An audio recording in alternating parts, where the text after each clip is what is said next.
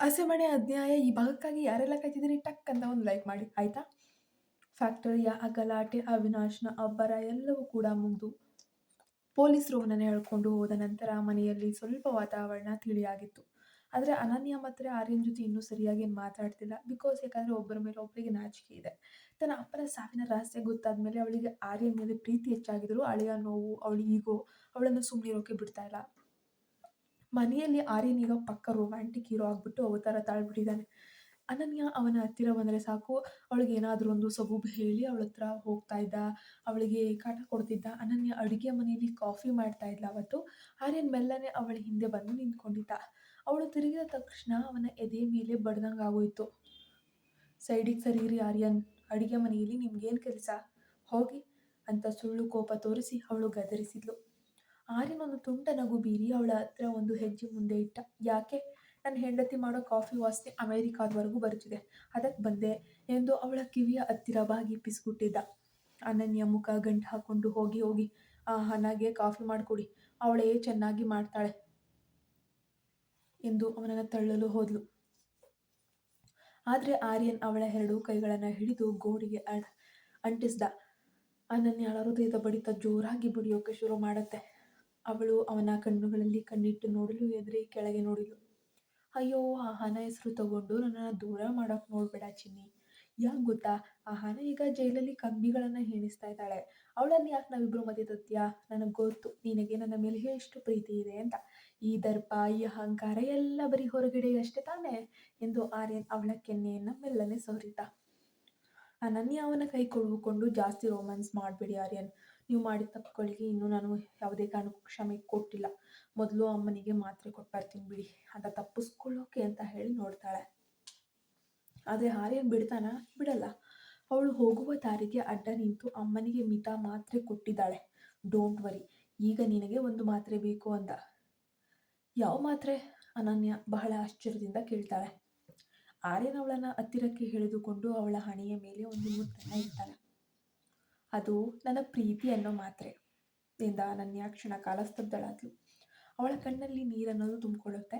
ಆರ್ಯನ್ ಅಂದ್ಕೊಂಡಾಗ ಅವಳು ಅವನನ್ನು ಬಿಡಿಸ್ಕೊಳ್ಳುವಂತಹ ನಾಟಕವನ್ನು ಕೂಡ ಮಾಡ್ತಾಳೆ. ಮೆಲ್ಲನೆ ಅವನ ಬೆನ್ನ ಮೇಲೆ ಕೈ ಇಟ್ಟು ಪಿಕಿಯಾಗಿ ಕೊನೆಗೆ ತಪ್ಕೊಂಡು ಬಿಡ್ತಾಳೆ. ತಕ್ಷಣವೇ ತನ್ನ ದರ್ಪವನ್ನು ತೋರ್ಸೋಕೆ ಶುರು ಮಾಡಿದ್ಲು. ನೋಡಿ ನೋಡಿ, ಇಷ್ಟಕ್ಕೆ ನಾನೇನು ಫ್ಲಾಟ್ ಆಗಿಬಿಟ್ಟಿದ್ದೀನಿ ಅಂತೆಲ್ಲ ಅಂದ್ಕೊಂಬೇಡಿ, ನೀವು ಇನ್ನೂ ತುಂಬ ಕಷ್ಟಪಡಬೇಕು ಅಂತ ಅವನ ಕಾಲಿನ ಮೇಲೆ ಮೆಲ್ಲನೆ ತುಳಿದು ಅಲ್ಲಿಂದ ಓಡಿ ಹೋದ್ಲು. ಆರ್ಯನ್ ನಗುತ್ತಾ ತನ್ನ ಕಾಲನ್ನು ಉಜ್ಜಿಕೊಳ್ಳುತ್ತಾ ನಿಂತ. ಸರಿ ಮೇಡಮ್, ಈ ಆಟಕ್ಕೆ ನಾನು ರೆಡಿ, ನೀನೆಷ್ಟು ದೂರ ಹೊಡ್ತೀಯೋ ನೋಡೋಣ ಎಂದು ತನಗೆ ತಾನೇ ಅಂದುಕೊಂಡ. ರಾತ್ರಿ ಊಟದ ಸಮಯದಲ್ಲಿ ಅನನ್ಯ ಡೈನಿಂಗ್ ಟೇಬಲ್ ಮೇಲೆ ತಟ್ಟೆಗಳನ್ನು ಜೋರಾಗಿ ಇಡ್ತಾ ಇದ್ಲು. ಬಡಬಡ ಅನ್ನೋ ಸೌಂಡು. ಆರ್ಯನ್ ಬಂದು ಕುಳಿತುಕೊಂಡ. ಇವತ್ತು ಊಟ ನೀನೇ ತಿನ್ನಿಸ್ಬೇಕು, ಕೈಗೆ ಪೆಟ್ಟಾಗಿದೆ ಎಂದು ಸುಳ್ಳು ಹೇಳಿದ. ಅನನ್ಯ ಮಾತ್ರ ಕಣ್ಣನ್ನು ದೊಡ್ಡದು ಮಾಡಿ, ಹೌದಾ, ಯಾವಾಗ ಪೆಟ್ಟಾಯಿತು? ಯಾವಾಗ? ಫ್ಯಾಕ್ಟ್ರಿಯಲ್ಲಿ ಚೆನ್ನಾಗೇ ಇದ್ರಿ ಅಲ್ವಾ ನೀವು? ಅಲ್ಲೇ ಆಗಿದ್ದು. ನಿನ್ನ ಮನಸ್ಸನ್ನು ಗೆಲ್ಲೋಕೆ ಹೋಗಿ ನನ್ನ ಹೃದಯಕ್ಕೆ ಪೆಟ್ಟಾಗಿದೆ ಎಂದು ಆರ್ಯನ್ ಕಚ್ಚಗುಳಿಯನ್ನು ಕೊಟ್ಟ. ಅನನ್ಯ ಛೆ ಎಂದು ಮುಖ ತಿರುಗಿಸಿದ್ರು ಅವಳ ತುಟಿಯ ಅಂಚಿನಲ್ಲಿ ಒಂದು ಪುಟ್ಟದಾದ ನಗು ಮೂಡುತ್ತೆ. ಅವಳು ಮುದ್ದಾಗಿ ಮುನಿಸ್ಕೊಂಡು ಅವನಿಗೆ ಊಟ ತಿನ್ನಿಸೋಕೆ ಅಂತ ಹೇಳಿ ಶುರು ಮಾಡ್ಕೊಳ್ತಾಳೆ. ಬಾಲ್ಕನಿಯಲ್ಲಿ ಆರ್ಯನ್ ಎದೆಯ ಮೇಲೆ ತಲೆ ಹೊರಗಿಸಿ ನಿಂತಿದ್ದ ಅನನ್ಯಾಳ ಕಣ್ಣಲ್ಲಿ ಈಗ ಹನಿಗಳಿಲ್ಲ, ಬದಲಿಗೆ ಆರ್ಯನ್ ಪ್ರೇಮದ ಹೊಳಪಿತ್ತು. ಇಬ್ಬರೂ ಒಬ್ಬರನ್ನೊಬ್ಬರು ಗಟ್ಟಿಯಾಗಿ ತಪ್ಪಿಕೊಂಡಿದ್ದ ಆ ಕ್ಷಣದಲ್ಲಿ ಮನೆಯ ಹಳೆಯ ನೋವುಗಳೆಲ್ಲ ಗಾಳಿಯಲ್ಲಿ ಕರಗಿ ಹೋಗಿದ್ವು. ಆರ್ಯನ್ ಮೆಲ್ಲನೆ ಅವಳ ಕಿವಿಯ ಹತ್ತಿರ ಬಾಗಿ, ಈಗಲಾದರೂ ನಿನ್ನ ದರ್ಪ ಕಮ್ಮಿ ಮಾಡಿ ಆಯ್ತಾ ಮೇಡಮ್, ಇಲ್ಲ ಅಂದರೆ ಇನ್ನೂ ಏನಾದರೂ ಐಡಿಯಾ ಮಾಡಬೇಕಾಗತ್ತೆ ಅಂತ ಹೇಳಿ ಕಚಗುಳಿಯನ್ನು ಇಡ್ತಾ ಇದ್ದ. ಅನನ್ಯ ತುಂಟತನದಿಂದ ಅವನ ಹೊಟ್ಟೆಗೆ ಮೆಲ್ಲಗೆ ಕಿವುಚಿ, ನನ್ನನ್ನು ಸೋಲಿಸೋದು ಅಷ್ಟು ಸುಲಭವಲ್ಲ ಮಿಸ್ಟರ್ ಆರ್ಯನ್, ಆದರೆ ನಿಮ್ಮ ಈ ಸಾಫ್ಟ್ ಕಾರ್ನರ್ ನೋಡಿದರೆ ಯಾಕೋ ನನ್ನ ಹಠಕ್ಕೆ ಒಂದು ಸ್ವಲ್ಪ ಆದರೂ ಸೋಲ್ಬೇಕು ಅಂತ ಅನ್ನಿಸ್ತಿದೆ ಅಂದಳು. ಆರ್ಯನ್ ಅವಳ ಮುಖವನ್ನು ತನ್ನೆರಡು ಕೈಗಳಿಂದ ಎತ್ತಿ ಹಿಡಿದು ಅವಳ ಕಣ್ಣಲ್ಲಿ ಕಣ್ಣಿಟ್ಟು ನೋಡಿದ. ನಮ್ಮಿಬ್ಬರ ಜೀವನದಲ್ಲಿ ತುಂಬ ಕತ್ಲೆ ಇತ್ತು ಅನನ್ಯ, ಆದರೆ ಇವತ್ತು ನಮ್ಮಿಬ್ಬರು ಒಂದಾಗಿದ್ದೀವಿ. ಇನ್ಮೇಲೆ ಈ ಮನೆಯಲ್ಲಿ ಕಣ್ಣೀರಿಗೆ ಜಾಗ ಇಲ್ಲ, ಬರೀ ನಿನ್ನ ನಗು ಮಾತ್ರ ಇರಬೇಕು. ರಾತ್ರಿ 11 ಗಂಟೆ. ಆರ್ಯನ್ ಮತ್ತು ಅನನ್ಯಾಳ ಕೋಣೆ ಅವತ್ತು ಮಲ್ಲಿಗೆ ಹೂವಿನ ವಾಸನೆಯಿಂದ ಗಮಗಮಿಸ್ತಿತ್ತು. ಅನನ್ಯ ಕನ್ನಡಿಯ ಮುಂದೆ ನಿಂತು ತನ್ನ ಹಣೆಯ ಮೇಲಿದ್ದ ಸಣ್ಣ ಕೂದಲನ್ನು ಸರಿಪಡಿಸ್ಕೊಳ್ತಾ ತನ್ನ ಹೇರ್ ಸ್ಟೈಲನ್ನು ಸರಿ ಮಾಡ್ಕೊಳ್ತಾ ಇದ್ದಾಳೆ. ಆರ್ಯನ್ ಬಂದು ಅವಳ ಹಿಂದೆ ನಿಂತು ಅವಳ ಭುಜದ ಮೇಲೆ ಕೈ ಇಟ್ಟ. ಅನನ್ಯ ಬೆಚ್ಚಿ ಬಿದ್ದು ಆರ್ಯನ್ ಅಮ್ಮ ಎಚ್ಚರವಾಗಿದ್ರೆ ಏನಾದರೂ ಅನ್ಕೊಂತಾರೆ ಅಂತ ನಾಚಿಕೆಯಿಂದ ನಕ್ಕಿದ್ಲು. ಅಮ್ಮನಿಗೆ ಮೀತಾ ಇದ್ದಾಳೆ ಅವರನ್ನ ನೋಡ್ಕೊಳಕ್ಕೆ. ಈಗ ನನಗೆ ನೀನ್ ಬೇಕು, ನನ್ನನ್ನು ನೀನ್ ನೋಡ್ಕೋಬೇಕು ಅಂತ ಆರ್ಯನ್ ಅವಳನ್ನ ಮೆಲ್ಲಗೆ ತನ್ನ ಕಡೆಗೆ ತಿರುಗಿಸ್ಕೊಂಡ. ಅವಳ ಸೀರೆಯ ಸೆರಗನ್ನ ಬಿಗಿಗೊಳಿಸುತ್ತಾ ಅವಳ ಹತ್ತಿರಕ್ಕೆ ಬಂದ. ಅನನ್ಯಾಳ ಉಸಿರಾಟದ ವೇಗ ಹೆಚ್ಚಾಯಿತು. ಅವಳು ಅವನ ಕಣ್ಣುಗಳಲ್ಲಿದ್ದ ಆಳವಾದ ಪ್ರೀತಿಯನ್ನ ಕಂಡು ಸಂಪೂರ್ಣವಾಗಿ ಕರಗಿ ಹೋಗಿದ್ದಳು. ಆರ್ಯನ್ ಅವಳ ಕೆನ್ನೆಯ ಮೇಲೆ ಮೆಲ್ಲನೆ ಮುತ್ತಿಕ್ಕುತ್ತಾ, ಇದು ನಮ್ಮ ಹೊಸ ಜೀವನದ ಮೊದಲ ಹೆಜ್ಜೆ ಅಂತ ಪಿಸುಗುಟ್ಟಿದ್ದ. ಆದರೆ ಸರಿಯಾಗಿ ಅದೇ ಸಮಯದಲ್ಲೇ ಕೆಳಗಿನ ಮನೆಯ ಅಜಾರದಲ್ಲಿ ಯಾರೋ ಜೋರಾಗಿ ಬಾಗಿಲು ಬಡಿಯುವಂತಹ ಶಬ್ದ ಅನ್ನೋದು ಕೇಳಿ ಬರ್ತಾ ಇತ್ತು.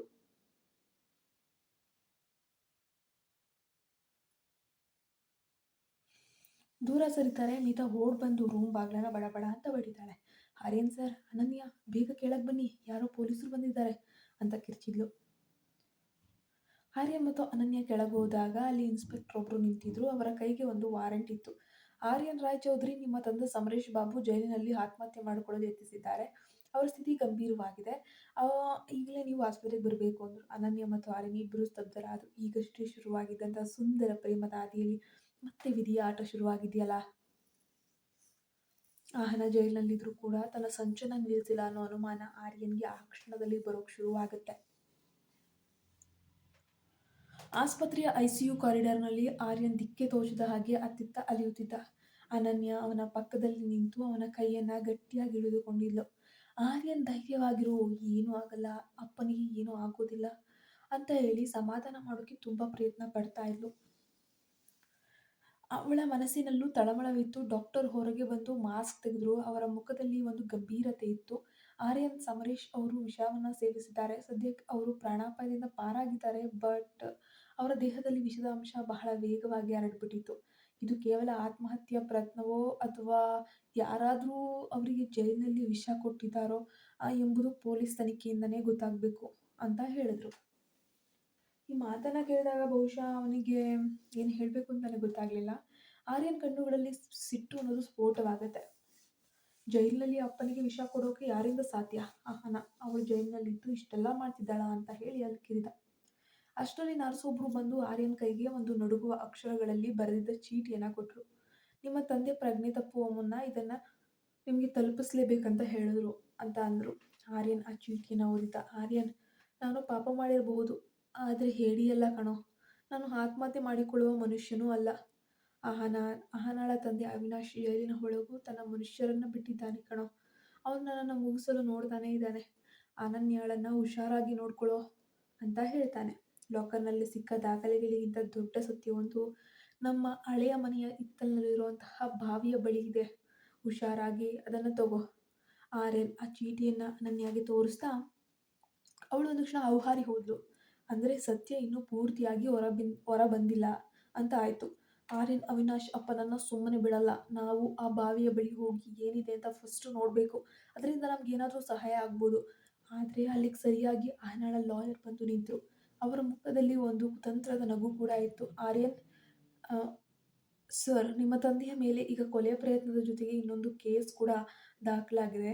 ಕಂಪನಿಯ ಹಣವನ್ನ ಅವರು ವಿದೇಶಿ ಬ್ಯಾಂಕ್ಗಳಿಗೆ ಅಕ್ರಮವಾಗಿ ವರ್ಗಾವಣೆ ಮಾಡ್ತಾ ಇದ್ರು ಅನ್ನುವಂಥದ್ದು ಮತ್ತೆ ಅದಕ್ಕೆ ಸಾಕ್ಷಿ ಕೂಡ ಸಿಕ್ಕಿದೆ ಅಂತ.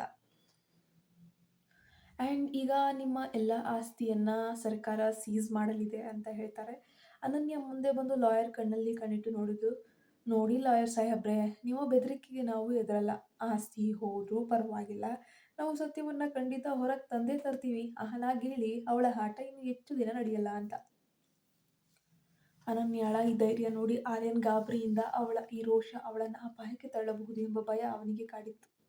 ಆರ್ಯನ್ ಅವಳನ್ನು ಹಪ್ಕೊಂಡು, ಅನನ್ಯ, ಇಷ್ಟು ಸಾಕು, ನಾವು ಈಗಲೇ ನಮ್ಮ ಹಳೆಯ ಮನೆಗೆ ಹೋಗ್ಬಿಡೋಣ. ಅಲ್ಲಿ ಅಪ್ಪ ಹೇಳ್ತಿರೋ ಆ ಗುಟ್ಟು ಏನು ಅಂತ ಪತ್ತೆ ಮಾಡೋಣ ಅಂತ ಅಂದ. ಇಬ್ಬರು ಆಸ್ಪತ್ರೆಯಿಂದ ರಹಸ್ಯವಾಗಿ ಹಳೆಯ ಮನೆಯತ್ತ ಹೊರಟರು. ಆದರೆ ಅವರಿಬ್ಬರನ್ನು ಒಬ್ಬ ಕಪ್ಪು ಬಟ್ಟೆ ತೊಟ್ಟ ವ್ಯಕ್ತಿ ಹಿಂಬಾಲಿಸ್ತಾ ಇದ್ದ. ಆ ವ್ಯಕ್ತಿ ಯಾರು ನೋಡೋಣ.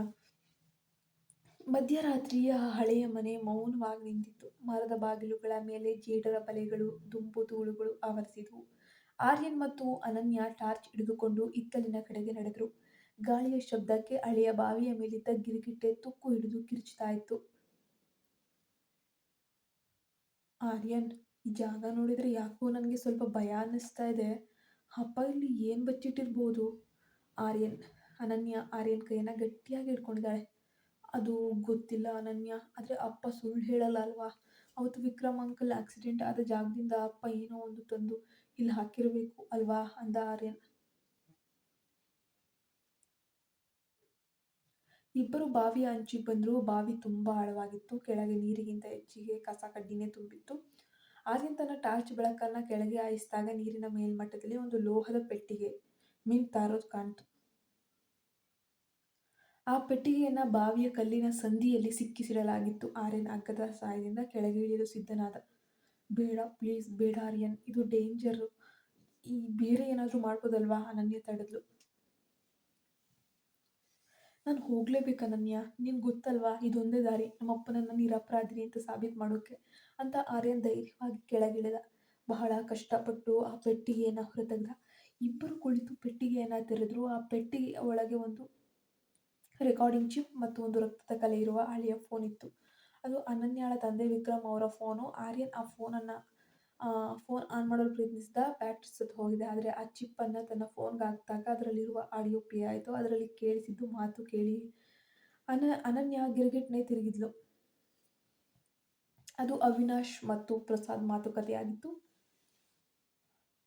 ವಿಕ್ರಮ್ ಸತ್ತಂತಾಯ್ತು. ಈಗ ಆಕ್ಸಿಡೆಂಟ್ ಮಾಡಿದ್ದು ಸಮರೇಶ್ ಅಂತ ಬಿಂಬಿಸ್ಬಿಡ್ಬೇಕಣ. ಆಗಲೇ ನಮಗೆ ಆಸ್ತಿ ಸಂಪೂರ್ಣವಾಗಿ ಸಿಗೋದು. ಪ್ರಸಾದ್, ಆ ಬ್ರೇಕ್ ಫೇಲ್ ಮಾಡಿರೋ ಸಾಕ್ಷಿ ಎಲ್ಲೂ ಸಿಗಬಾರ್ದು. ಸಮರೇಶ್ನ ಮಗ ಆರ್ಯನ್ ಬೆಳೆದು ಬರುವಷ್ಟರಲ್ಲಿ ಅವನನ್ನ ಕೊಲೆಗಾರನ ಮಗ ಅಂತ ಹೀಯಾಳಿಸ್ಬಿಡ್ಬೇಕು. ಸತ್ಯ ಈಗ ಸ್ಪಷ್ಟವಾಗಿತ್ತು. ಸಮರೇಶ್ ಬಾಬು ಕೊಲೆಗಾರನಲ್ಲ, ಬದಲಿಗೆ ಸಾಕ್ಷಿಗಳನ್ನ ರಕ್ಷಿಸಿಟ್ಟಿದ್ದಂತಹ ರಕ್ಷಕ. ಸರಿಯಾಗಿ ಆ ಕ್ಷಣದಲ್ಲಿ ಬಾವಿಯ ಹಿಂದಿನಿಂದ ಒಬ್ಬ ವ್ಯಕ್ತಿ ಚಪ್ಪಾಳೆ ತಟ್ಟುತ್ತಾ ಹೊರಬಂದ. ಬಹಳ ಬೇಗ ಸತ್ಯ ಹಚ್ಚಿಬಿಟ್ರಿ ಆರ್ಯನ್, ಆದರೆ ಸಾಕ್ಷಿ ಸಮೇತ ನೀವಿಬ್ರು ಇಲ್ಲಿಂದ ಹೊರಗೆ ಹೋಗಲ್ಲ ಅಂದು ಜೈಲಿನಿಂದ ಪೆರೋಲ್ ಮೇಲೆ ಹೊರಗೆ ಬಂದಿದ್ದಂತಹ ಅವಿನಾಶ್, ಅವನ ಹಿಂದೆ ಗೂಂಡಾಗಳು ಗನ್ ಹಿಡಿದು ನಿಂತಿದ್ರು. ಅವಿನಾಶ್ ಕ್ರೂರವಾಗಿ ನಗುತ್ತಾ ಅಂದ, ಫೋನ್ ಕೊಟ್ಬಿಡು ಆರ್ಯನ್, ಆಸ್ತಿ ಸಿಗಲಿಲ್ಲ ಅಂದ್ರೂ ಪರವಾಗಿಲ್ಲ, ಜೈಲಿಗೆ ಮಾತ್ರ ನಾನು ಹೋಗಲ್ಲ. ಆ ಅನನ್ಯಾಳನ್ನ ಇಲ್ಲಿರೋ ಬಾವಿಗೆ ಹಾಕಿ ಮುಗಿಸ್ಬಿಡಿ. ಅವಿನಾಶ್ ಗನ್ ಟ್ರಿಗರ್ ಹೊತ್ತಲು ಹೋದಾಗ ಅನನ್ಯ ತನ್ನ ಈಗೋ ಸೈಡಿಗಿಟ್ಟು ಅಲ್ಲಿಂದ ಮಣ್ಣನ್ನ ಅವನ ಕಣ್ಣಿಗೆ ಎರಚಿಬಿಟ್ಲು. ಆರ್ಯನ್, ಕ್ವಿಕ್, ಬೇಗ ಓಡಿ ಇಲ್ಲಿಂದ ಅಂತ ಹೇಳಿ ಕಿರಚಿದ್ಲು. ಆದರೆ ಆರ್ಯನ್ ಓಡಲಿಲ್ಲ. ಅವನು ಗೂಂಡಾಗಳ ಮೇಲೆ ಎರಗಿದ್ದ. ಮಳೆಯ ನಡುವೆ ಆ ಮಳೆಯ ಮನೆಯಲ್ಲಿ ರಕ್ತ ಸಿಕ್ತ ಹೋರಾಟ ಅನ್ನೋದು ಜೋರಾಗಿ ನಡೆದೋಯ್ತು. ಆರ್ಯನ್ ಮೈ ಮೇಲೆ ಏಟುಗಳು ಬೀಳ್ತಾ ಇದ್ರು. ಅನನ್ಯಾಳನ್ನ ರಕ್ಷಿಸಲು ಅವನು ಹುಲಿಯಂತೆ ಹೋರಾಡಿದ. ಪಾಪ, ತನ್ನ ಗಂಡನಿಗೆ ಈ ರೀತಿ ಪೆಟ್ಟು ಕೊಡತಾ ಇರೋದು ನೋಡಿದಾಗ ಅವಳಿಗೆ ಕರುಳು ಕಿತ್ತು ಬರುವಷ್ಟು ನೋವಾಗ್ತಿತ್ತು. ತನ್ನ ಗಂಡನಿಗೆ ಯಾಕೆ ಇಷ್ಟೊಂದು ನೋವಾಗ್ತಿದೆ ಅನ್ನೋದು ಅವಳ ಮನಸ್ಸಿನಲ್ಲಿ ಆ ಕ್ಷಣ ಬಂತು. ಅವಿನಾಶ್ ಗನ್ ಎತ್ತಿ ಟ್ರಿಗರ್ ಹೊತ್ತು ಅಷ್ಟರಲ್ಲಿ ದೂರದಿಂದ ಪೊಲೀಸ್ ಸೈರನ್ ಸದ್ದು ಕೇಳಿಸ್ತು. ಆರ್ಯನ್ ಮತ್ತು ಅನನ್ಯಾಳನ್ನ ಹಿಂಬಾಲಿಸಿಕೊಂಡು ಅನುಸರು ಪೊಲೀಸರನ್ನ ಕರೆತಂದಿದ್ರು. ಅವಿನಾಶ್ ಅವನ ಗೂಂಡಗಳು ಅಲ್ಲಿಂದ ಓಡಲು ಯತ್ನಿಸಿದ್ರು. ಪೊಲೀಸರು ಅವನನ್ನ ಸುತ್ತುವರೆದ್ರು. ಆ ಸಾಕ್ಷಿ ಸಮೇತ ಅವಿನಾಶ್ ಸಿಕ್ಕಿಬಿದ್ದದ್ದು. ಆದರೆ ಈ ಹೋರಾಟದಲ್ಲಿ ಆರ್ಯನ್ನ ಬಲಗೈ ತೀವ್ರವಾದ ಗಾಯವಾಗಿ ರಕ್ತ ಸುರಿತಾ ಇತ್ತು. ಅವಿನಾಶ್ನಿಂದ ತಪ್ಪಿಸಿಕೊಳ್ಳುವ ಭರದಲ್ಲಿ ಅನನ್ಯಾಳ ಸೀರೆ ಹರಿದು ಹೋಗಿತ್ತು. ಅವಳು ಧೂಳು ಬಿದ್ದು ಅಸಹಾಯಕಳಾಗಿ ಕುಳಿತಿದ್ಲು. ಬೆಳಗ್ಗೆ ಮನೆಗೆ ಬಂದ ಮೇಲೆ ಆರ್ಯನ್ ತನ್ನ ಗಾಯದ ನೋವನ್ನು ಮರೆತು ಅನನ್ಯಾಳನ್ನೇ ನೋಡ್ತಿದ್ದ. ಅನನ್ಯ ಫುಲ್ ಫಾರ್ಮ್ನಲ್ಲಿ ಇದ್ಲು. ಅವಳು ಆರ್ಯನ್ ಮೇಲೆ ಕೋಪ ಮಾಡಿಕೊಳ್ಳುವಂತಹ ನಾಟಕವನ್ನ ಆಡ್ತಿದ್ರು. ಅವಳ ಕಣ್ಣಲ್ಲಿ ಅವನಿಗಾಗಿ ಅತೀವವಾದ ಪ್ರೀತಿ ಮತ್ತು ಕಾಳಜಿ ಅನ್ನೋದು ಎದ್ದು ಕಾಣ್ತಾ ಇತ್ತು. ಯಾರು ಹೇಳಿದ್ರು ನಿಮ್ಗೆ ಅಷ್ಟೊಂದು ಮಂದಿ ಹತ್ರ ಫೈಟ್ ಮಾಡಿ ಅಂತ? ನಿಮ್ಮನ್ನೇನಾದ್ರೂ ಫಿಲ್ಮಲ್ಲಿ ಬರೋ ಹೀರೋ ಅನ್ಕೊಂಡಿದ್ದೀರಾ? ನೋಡಿ ಕೈ ಹೆಂಗ್ ಮಾಡ್ಕೊಂಡಿದ್ದೀರಾ ಅಂತ ಅನನ್ಯ ಬೈಯುತ್ತಲೇ ಅವನ ಗಾಯಕ್ಕೆ ಬ್ಯಾಂಡೇಜ್ ಅನ್ನ ಸುತ್ತಾ ಇದ್ಲು. ಆರ್ಯನ್ ನೋವಿನಲ್ಲೂ ನಗುತ್ತಾ, ನೀನು ಪಕ್ಕದಲ್ಲಿದ್ದಾಗ ನನಗೆ ಯಾವ ಗಾಯನೂ ನೋವು ಕೊಡಲ್ಲ ಅನನ್ಯ, ಆದ್ರೆ ನೀನು ಬೈಯುವಾಗ ಮಾತ್ರ ನನ್ನ ಹೃದಯಕ್ಕೆ ತುಂಬಾ ಪೆಟ್ಟಾಗುತ್ತೆ, ತುಂಬಾ ನೋವಾಗುತ್ತೆ ಅಂತ ಹೇಳ್ತಾ ರೊಮ್ಯಾಂಟಿಕ್ ಆಗಿ. ಅನನ್ಯ ಅವನ ಕಣ್ಣಲ್ಲಿ ಕಣ್ಣಿಟ್ಟು, ಜಾಸ್ತಿ ಡೈಲಾಗ್ ಹೊಡಿಬೇಡಿ, ಈಗ ಸುಮ್ಮನೆ ಕೂತ್ಕೊಂಡ್ರೆ ಸರಿ ಅಂದ್ರು. ಅವಳ ಕೈಗಳು ಅವನ ಗಾಯವನ್ನ ತುಂಬ ಮೃದುವಾಗಿ ಸವರುತ್ತಾ ಔಷಧಿಯನ್ನ ಹಚ್ತಾ ಇದ್ವು. ಆರ್ಯನ್ ಮೆಲ್ಲನೆ ಅವಳ ಇನ್ನೊಂದು ಕೈಯನ್ನ ಹಿಡಿದು ತನ್ನ ಕಡೆಗೆ ಎಳೆದುಕೊಂಡ. ಸತ್ಯ ಗೊತ್ತಾದ್ಮೇಲಾದ್ರೂ ನೀನು ಈಗಲಾದ್ರೂ ಈ ಮುನಿಸನ್ನ, ಈ ಕೋಪವನ್ನ ಬಿಡಬಾರ್ದಾ? ನೀನು ಗಂಡನನ್ನ ಪ್ರೀತಿಯಿಂದ ನೋಡಬಾರ್ದಾ? ನನ್ನ ಅಪ್ಪ ಮಾಡಿದ್ದು ತಪ್ಪು ಅಂತ ತಾನೇ ಅವರನ್ನ ಜೈಲಿಗೆ ಕಳಿಸಿದೆ. ಆದ್ರೆ ಇವತ್ತು ಅವರ ಮೇಲೆ ನನಗೆ ಹೆಮ್ಮೆ ಆಗ್ತಿದೆ.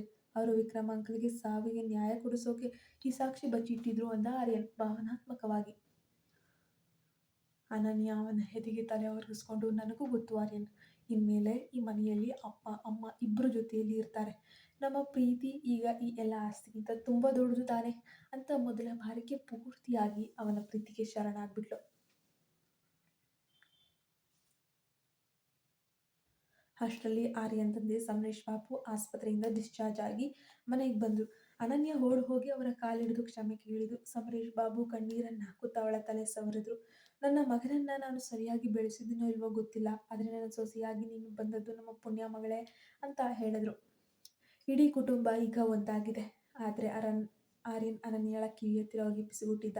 ಈಗ ಹಿರಿಯರೆಲ್ಲ ಒಪ್ಪಿದ್ದಾರೆ, ನಮ್ಮ ಬಾಕಿ ಇರುವಂತಹ ರೊಮ್ಯಾನ್ಸ್ ಅನ್ನ ಮುಂದುವರಿಸಬಹುದಾ ಅಂತ. ಅನನ್ಯ ನಾಚಿಕೆಯಿಂದ ಅವನನ್ನ ದೂಡಿ ಹೋಗಿ ಅಮ್ಮ ಕರಿತಾ ಇದ್ದಾರೆ ಅಂತ ನಗುತ್ತಾ ಅಲ್ಲಿಂದ ಓಡಿ ಹೋಗ್ತಾಳೆ. ಆದರೆ ಅವರಿಬ್ಬರಿಗೂ ನಿಜವಾಗಿಯೂ ಗೊತ್ತಿಲ್ಲ ಜೈಲಿನಲ್ಲಿರೋ ಅಹನ ತನ್ನ ಕೊನೆಯ ಆಟವನ್ನು ಇನ್ನೂ ಶುರು ಮಾಡೇ ಇಲ್ಲ ಅಂತ. ಮುಂದಿನ ಭಾಗದಲ್ಲಿ ಏನಾಗ್ಬೋದು ನೋಡೋಣ. ದಯವಿಟ್ಟು ನಮ್ಮ ಚಾನಲ್ಗೆ ನೀವಿನ್ನೂ ಸಬ್ಸ್ಕ್ರೈಬ್ ಆಗಿಲ್ಲ ಅಂದರೆ ಈ ಕೂಡಲೇ ಸಬ್ಸ್ಕ್ರೈಬ್ ಆಗಿ ಪಕ್ಕದಲ್ಲೇ ಕಾಣೋ ಬೆಲ್ಲೈಕನ್ನ ಪ್ರೆಸ್ ಮಾಡಿ. ಇವರಿಬ್ಬರು ಒಂದಾಗೋದನ್ನ ಅಹನ ಅದೇಗೆ ತಡಿತಾಳೆ ಮುಂದಿನ ಭಾಗದಲ್ಲಿ ನೋಡೋಣ. ಮೆಂಬರ್ಶಿಪ್ ತೊಗೊಂಡಿರೋರಿಗೆ